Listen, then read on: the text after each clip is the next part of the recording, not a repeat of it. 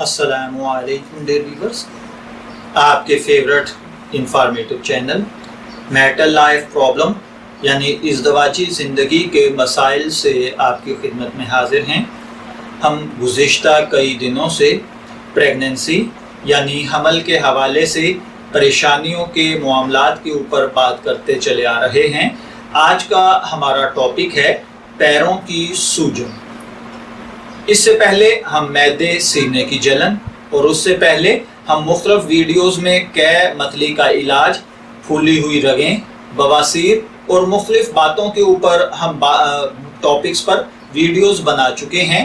अगर आपको भी दौरान प्रेगनेंसी इस सिचुएशन का सामना करना पड़ता है तो आप इन वीडियोज़ को भी देख सकते हैं। बहरहाल हमारा आज का टॉपिक है पैरों की सूजन।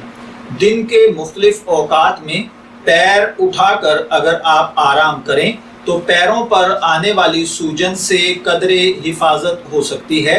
उमूमन प्रेगनेंसी के बाद कुछ हफ्तों बाद, कुछ महीनों बाद, जैसे जैसे प्रेगनेंसी आगे बढ़ती है, मैच्योर होती है, वैसे वैसे बाज़ ख़वातीन के पाँव पर वरम और सूजन आना शुरू हो जाती है।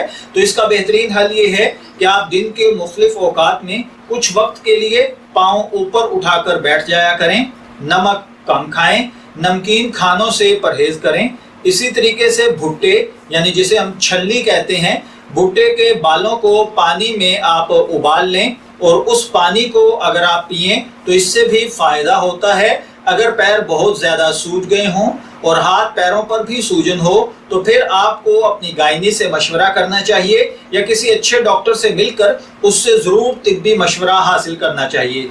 पैरों की सूजन की आम तौर पर यह वजह होती है कि प्रेगनेंसी के आखिरी महीनों में रहम के अंदर बच्चे का वज़न बढ़ जाता है और ये दबाव डालता है, जिसकी वजह से खून की कमी, नाक़िस ग़िज़ाइयत या ज़्यादा नमक का इस्तेमाल करने वाली ख़वातीन को ये शिकायत ज़्यादा हो जाती है। लिहाजा नमक कम इस्तेमाल करें और कम नमक वाली ही ग़िज़ाओं का इस्तेमाल करें। इसके अलावा सेहतमंद, सेहत बख्श, मुतवाज़न ग़िज़ा खाएं ताकि आप इस मसले से दो चार न हों।